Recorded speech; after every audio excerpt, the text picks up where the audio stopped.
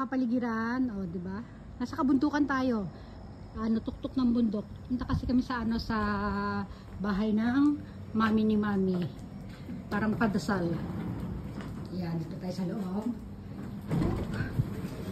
Yan, ito yung nasa lobby na tayo. Ganda ako. Wow, may display pa silang parang totoo. Oh.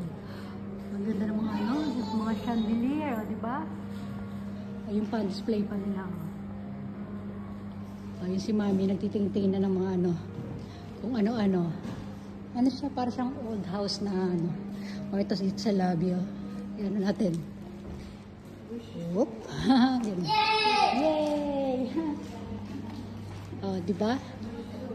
Oh, kontihin dala namin kasi. Yan. Ken, come baby.